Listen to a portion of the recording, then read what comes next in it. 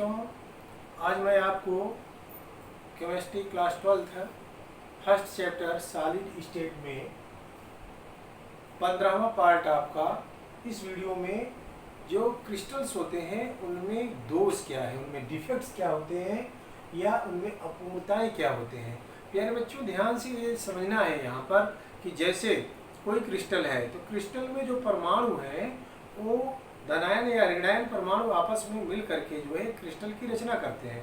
तो जब धनायन और ऋणायन की जो स्थितियाँ, इसके पहले मैंने आपको बताया कि ये कोनों पर हो सकते हैं, कोनों के साथ साथ ही फलकों पर हो सकते हैं, फलकों के साथ साथ केंद्र में हो सकते हैं और एक निश्चित व्यवस्था के क्रम में अरेंज होते हैं। तो जब इनकी निश्चित व्यवस्था क्रम में अनियमितता आ जाता है और या हम ये कह सकते हैं कि निश्चित व्यवस्था क्रम में जो अनियमितता या विचलन हो जाता है वही दोष हो जाता है। उसी को हम क्रिस्टलों में या ठोसों में अपूर्णताएं या दोष कहते हैं। ये अनियमितताएं कई प्रकार की होती हैं, जैसे NaCl, एक नमक का वो ले लें तो कहीं से जैसे 8 कोनों पर Na परमाणु होना चाहिए, बीच में कहीं से एक Na परमाणु गायब हो जाए या कहीं से Cl परमाणु गायब हो जाए, यह भी एक प्रकार की डिफेक्ट है, दोष है, अनियमितता है। या जिस स्थान पर उस परमाणु को होना चाहिए उस परमाणु पर ना हो करके वह किसी अन्य परमाणु पर माने अन्य जगह पर आ जाए, बीच में आ जाए, रिक्तिका में आ जाए, तो ये भी एक प्रकार का दोष है। तो प्यारे बच्चों, इस वीडियो में मैं आपको ये बताऊंगा कि जो क्रिस्टल्स होते हैं या जो ठोस होते हैं उनमें अपूर्णताएं क्या है, उनमें दोष क्या है। तो पहली रीडिंग आपकी है ठोसों में अपूर्णताएं या दोष, imperfection are defects in solids. प्यारे बच्चों, जैसे कि मैंने आपको बताया कि किसी क्रिस्टल में परमाणुओं के पूर्ण रूप से नियमित क्रम में कोई भी विचलन ठोसों में अपूर्णताएं या दोष कहलाता है। किसी भी ठोस में जो परमाणुओं का एक निश्चित क्रम होता है उस क्रम में जो अनियमितता आ जाता है या जो विचलन आ जाता है उसी को हम दोष कहते हैं। अब तो आपके समझ में आ गया होगा। अब यह दोष दो प्रकार का होता है। जो ठोसों में दोष या अपूर्णताएं होती हैं कितने प्रकार की होती हैं? दो।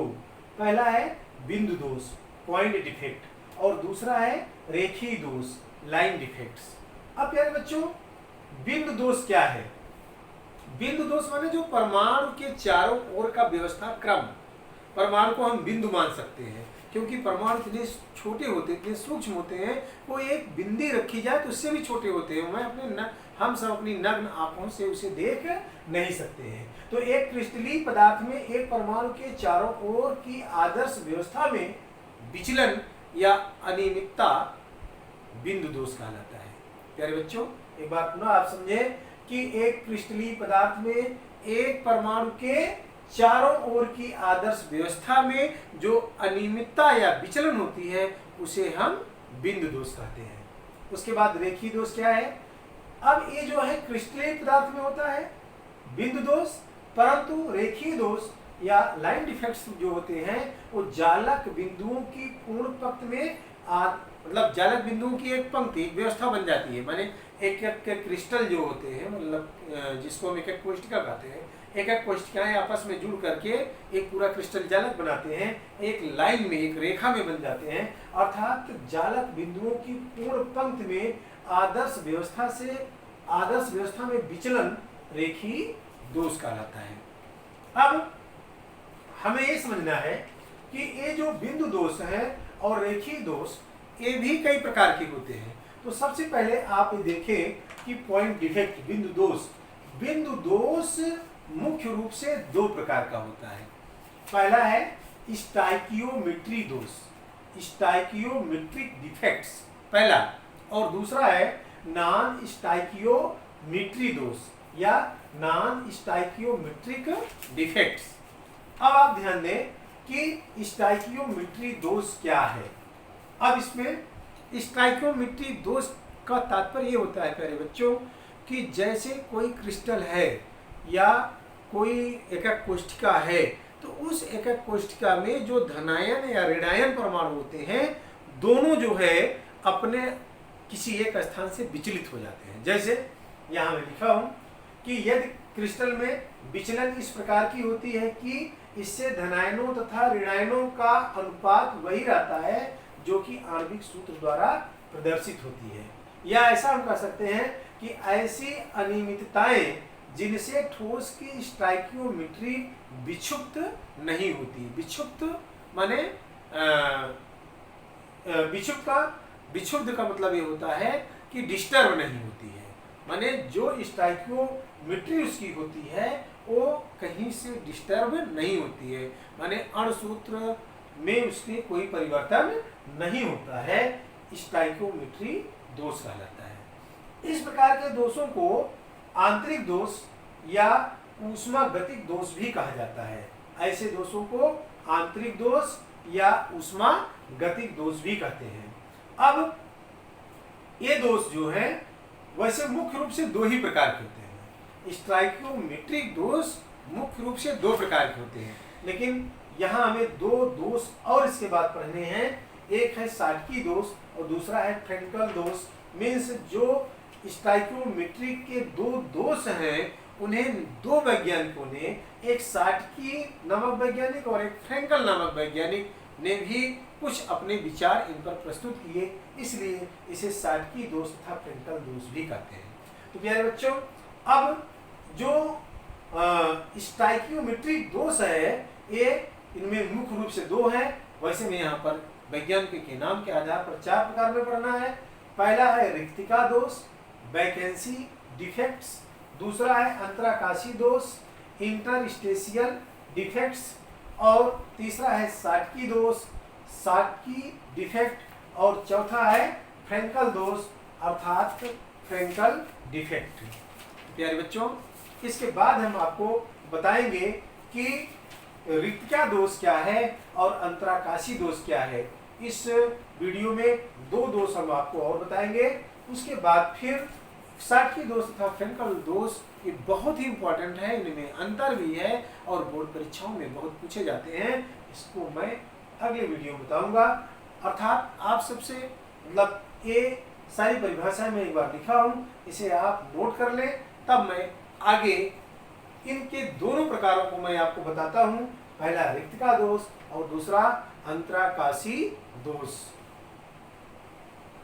प्यारे बच्चों, जैसे कि मैंने आपको बताया कि स्टाइकियोमेट्रिक दोष मुख्य रूप से दो प्रकार का होता है, लेकिन यही दो प्रकार जो है भिन्न दो वैज्ञानिकों ने अपने ढंग से अलग विधि से बताया, अर्थात उनका अलग अलग उदाहरण दिया।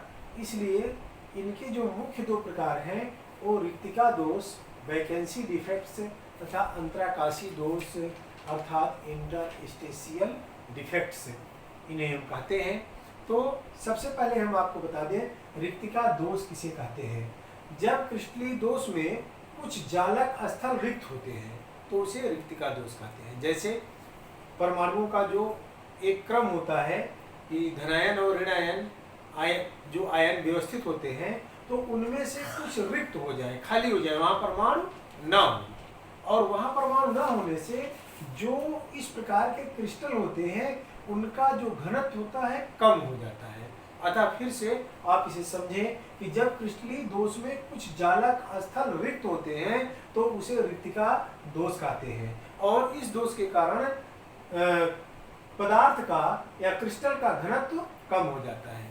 जैसे NaCl, जैसे ये पूरे हैं, इसमें आयन है, गोल उसमें रहते हैं, Na फिर Cl, NaCl, NaCl इस तरह से व्यवस्थित हो, और इनमें से बीच से कहीं ना कहीं से जो परमाणु हैं, जैसे यहाँ पर आप देख रहे हैं, ये रिक्त हो गए, खाली हो गए, इसीलिए इसे हम रिक्तिका दोष कहते हैं। अर्थात इनके खाली हो जाने से जो परमाणु का पूरा माने कोशिका का जालक का जो पूरा आयतन है और साथ साथ जो इनका आयतन है इनमें कमी हो जाएगी, जिसके कारण इसका घनत्व कम हो जाएगा। अब दूसरा है अंतराकाशी दोष, इंटरस्टेशियल डिफेक्ट्स। अंतराकाशी दोष क्या है? अर्थात जब क्रिस्टल के अंतराकाशी स्थलों पर कुछ अतिरिक्त परमाणु उपस्थित हो जाते हैं। जैसे एक उदाहरण ले लें, और इस उदाहरण में NaCl इस तरह से ये पूरा एक दूसरे से धनायन तथा ऋणायन एक दूसरे से जुड़े हुए हों, और इनका जो अंतराकाशीय स्थान है, जैसे कि मैं आप लोगों को बताया था कि जो ये परमाणु होते हैं ये जैसे यहाँ पर कोनों पर स्थित हैं, तो ये इस तरह से सट करके रखे हुए होते हैं कि इनके यहाँ एक गोल, जैसे भैया 4 गोली ले लें और 4 गोलियों को सटा कर रखें, और सटा कर रखने पर आप देखेंगे बीच में हल्का सा स्पेस हो जाता है, जगह हो, और उस स्पेस, उस जगह में कोई अन्य परमाणु आ जाए, माने यही अंतराकाशीय स्थान कहलाता है। जैसे 4 गोले, यहाँ पर 4 परमाणु हो गए और यहाँ पर कुछ जो स्थान हो जाता है, इसी को हम कहते हैं अंतराकाशीय स्थान। और इस अंतराकाशीय स्थान में जब अन्य परमाणु आ जाते हैं तब इस प्रकार का जो दोष होता है उसे अंतराकाशीय दोष कहते हैं। अर्थात फिर से आप एक बात समझें, जब क्रिस्टल के अंतराकाशीय स्थलों पर कुछ अतिरिक्त परमाणु उपस्थित हो जाते हैं तब अंतराकाशीय दोष कहलाता है। अब आप ध्यान दें, क्योंकि अंतराकाशीय स्थानों में अन्य परमाणु आ जाते हैं जिससे इनका जो परमाणुओं का द्रव्यमान है बढ़ जाता है और जो एकक कोष्ठिका का आयतन है उतना ही रहता है, इसके कारण इसका घनत्व बढ़ जाता है। अब प्यारे बच्चों, इन्हीं दोनों दोषों को, जैसे रिक्तिका दोष और अंतराकाशीय दोष है, इन दोषों को 2 वैज्ञानिक, एक वैज्ञानिक थे साटकी और दूसरे वैज्ञानिक थे फ्रेंकल, इसे अपने अनुसार परिभाषित किया। उन्हीं के नाम पर इन दोषों को साटकी दोष तथा फ्रेंकल दोष भी कहते हैं। जैसे आइए देखिए साटकी दोष क्या है। साटकी दोष, इसकी खोज जर्मन वैज्ञानिक साटकी ने 1930 में की, जब समान संख्या में धनायन तथा ऋणायन क्रिस्टल में अपना निर्धारित स्थान छोड़ देते हैं। कोई क्रिस्टल हो और उस क्रिस्टल में धनायन और ऋणायन समान संख्या में अपना स्थान छोड़ दें, तो इस प्रकार के दोष को साटकी दोष कहते हैं। और साटकी दोष में संपूर्ण क्रिस्टल उदासीन रहता है, संपूर्ण क्रिस्टल उदासीन रहता है, क्योंकि जैसे मैंने आपको बताया कि एक NaCl ले लें, मीन्स एक नमक का क्रिस्टल ले लें, और उस नमक के क्रिस्टल में कोनों पर परमाणु स्थित होते हैं और कोनों पर कुल 8 परमाणु होते हैं। तो 8 परमाणु में 4 परमाणु होंगे किसके, Na के, और 4 परमाणु Cl के, और इनमें से जब एक Na और एक Cl साथ साथ गायब हो जाए, हट जाए, निकल जाए, तो इस प्रकार के दोष को हम साटकी दोष कहते हैं। अब आप ध्यान से यहाँ समझेंगे कि क्योंकि इसमें से परमाणु निकल जा रहे हैं, जब परमाणु निकल जाएंगे तो जो क्रिस्टल है, जो पदार्थ है, उसका घनत्व भी कम हो जाएगा, अर्थात इनकी जो उपसंयोजन संख्या है वो अधिक हो जाएगी, क्रिस्टल का घनत्व घट जाएगा और रिक्तियों के बनने से क्रिस्टल का अस्थायित्व भी घट जाता है, क्योंकि जहाँ पर परमाणु घट जाता है वहाँ रिक्तियाँ बन जाती है, रिक्तियाँ बन जाती हैं, और ये रिक्तियाँ धन परमाणु के होने के कारण, हटने के कारण धनायन रिक्तिका कहलाएगी, और ऋण परमाणु के हटने के कारण ऋणायन रिक्तिका कहलाएगी। अर्थात यह दोष जो है साटकी दोष कहलाएगा। अब साटकी दोष का यहाँ ऊपर आप इसे नोट कर लिए होंगे, यहाँ पर साटकी दोष का एक चित्र बनाकर हम बताएं आपको कि कैसे ये साटकी दोष होता है। यहाँ आप ध्यान से देखेंगे कि जैसे कुछ ये परमाणु है, या परमाणु को हम सटा कर ही रख दें, ये सटे हुए परमाणु इस तरह से रखे रहते हैं, और इन्हीं परमाणुओं के सट के रखने के कारण इनमें बीच में यहाँ ये रिक्तिका अंतराकाशीय स्थान हो जाता है।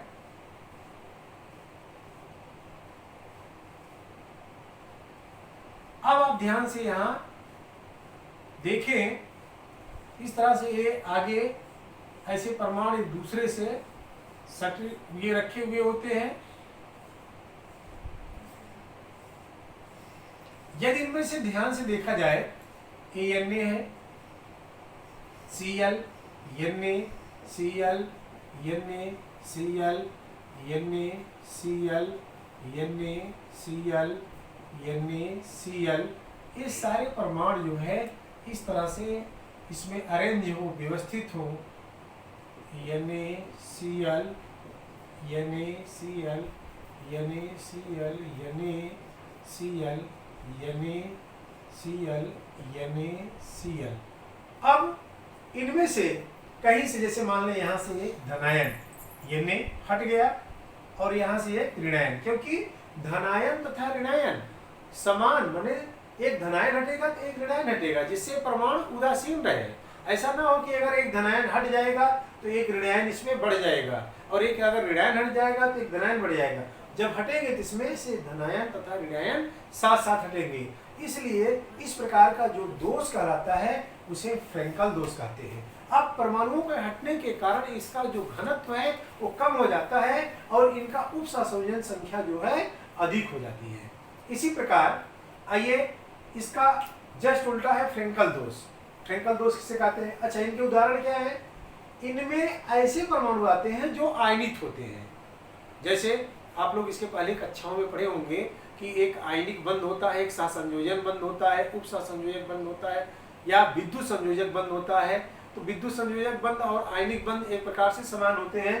तो जैसे है NaCl, KCl, CaCl, KBr, ऐसे परमाणुओं में जो है यह दोष पाया जाता है। ऐसे परमाणुओं के पदार्थों में, मतलब ऐसे पदार्थों में जैसे नमक है, पोटेशियम क्लोराइड है, कैल्शियम क्लोराइड है, पोटेशियम ब्रोमाइड है, इन सब में यह दोष पाया जाता है। अब आइए आपको हम बताते हैं फ्रैंकल दोष। फ्रैंकल दोष क्या है? फ्रैंकल डिफेक्ट, इसकी खोज रूसी वैज्ञानिक फ्रैंकल ने 1926 ईस्वी में की। यह दोष धनात्मक तथा आयन के नियत जालक बिंदु के अंतराकाशीय स्थान में आ जाने से होता है। जो धनात्मक परमाणु होता है, जो अंतराकाशीय स्थान होता है, उसके मध्य में आ जाता है। धनात्मक परमाणु जो है उसके अंतराकाशी के स्थान, मतलब मध्य बिंदु में आ जाता है, और मध्य बिंदु में आ जाने के कारण जो है यह दोष उत्पन्न हो जाता है। अर्थात इस दोष को फ्रैंकल नामक वैज्ञानिक के नाम पर फ्रैंकल दोष कहते हैं। और इस दोष में घनत्व में परिवर्तन नहीं होता है। इस दोष में जो घनत्व है वह, उसमें कोई परिवर्तन नहीं होता है। उपसंयोजन क्षमता इसकी निम्न हो जाती है, और इस दोष से क्रिस्टल का जो परावैद्युतांक है वो बढ़ जाता है।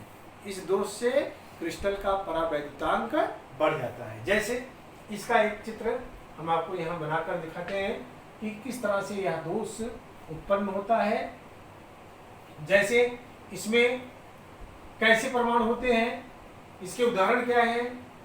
Silver chloride, silver iodide, silver bromide तथा ZNS, ये सब फ्रैंकल दोष इन सब में पाया जाता है। इनमें जैसे ये परमाणु है, परमाणु एक दूसरे से सट करके रखे हुए होते हैं, और ये इनके अंतराकाशी स्थान है।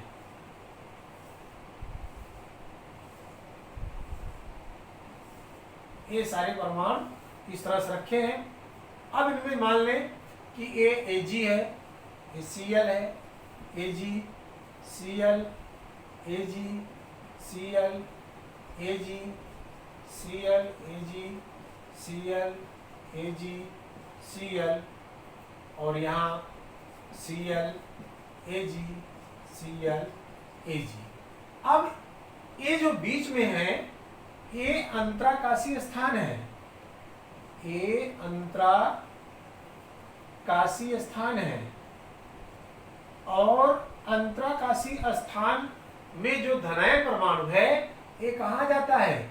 ये अंतराकाशीय स्थान में आ जाता है, जिसके कारण यह दोष उत्पन्न होता है। वही जिसे हम अंतराकाशीय दोष कहते हैं उसी को फ्रैंकल ने बताया था, अर्थात उन्हीं के नाम पर इसे हम फ्रैंकल दोष कहते हैं। अर्थात जो रिक्तियां हो जाती है, माने अणु या मतलब परमाणु या आयन जो है ये समान, उसमें जो है मतलब धनायन तथा ऋणायन समान संख्या में अपना स्थान छोड़ देते हैं। अर्थात इसे किसे बताया था? शाटकी ने बताया था, उन्हीं के नाम पर इसे शाटकी दोष कहते हैं। अर्थात इनके उदाहरण में जैसे ZNS, AgBr, AgCl, AgI, ये सब फ्रैंकल दोष के अंतर्गत आते हैं। प्यारे बच्चों, बोर्ड परीक्षाओं में 2 नंबर का क्वेश्चन पूछा जाता है, शाटकी तथा फ्रैंकल दोष में अंतर। शाटकी तथा फ्रैंकल दोष में अंतर भी आप बहुत आसानी से बता सकते हैं। पहला, इसकी खोज जर्मन वैज्ञानिक शाटकी ने 1930 में की थी। फ्रैंकल दोष में इसकी खोज रूसी वैज्ञानिक फ्रैंकल ने 1926 में की थी। अब ये इसका पहला पॉइंट बन गया अंदर का, ये पहला पॉइंट इसमें बन गया। अब इसका दूसरा पॉइंट क्या बन रहा है, जब समान संख्या में धनायन तथा ऋणायन क्रिस्टल में अपना निर्धारित स्थान छोड़ देते हैं और संपूर्ण क्रिस्टल उदासीन रहता है तो साटकी दोष कहलाता है। अब इसका दूसरा पॉइंट क्या बन रहा है, यहाँ ध्यान दें, यह दोष धनात्मक आयन के नियत जालक बिंदु के अंतराकाशीय स्थान में आ जाने से होता है, अर्थात इस प्रकार के दोष को फ्रैंकल दोष कहते हैं। आइए देखिए, अब इसका जो तीसरा पॉइंट बन रहा है, ये क्या है, तीसरा पॉइंट है उपसा संयोजन संख्या अधिक होता है, और इस दोष और या इसमें हम कह सकते हैं उपसा संयोजन संख्या, इसका जो तीसरा पॉइंट है यहाँ है, उपसा संयोजन संख्या निम्न होती है या उपसा संयोजन क्षमता निम्न होती है।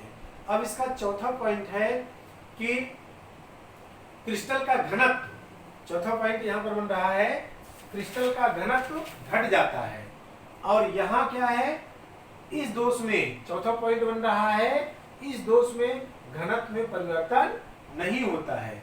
अगला इसका पांचवा पॉइंट है, रिक्तियों के बनने से क्रिस्टल का स्थायित्व घटता है।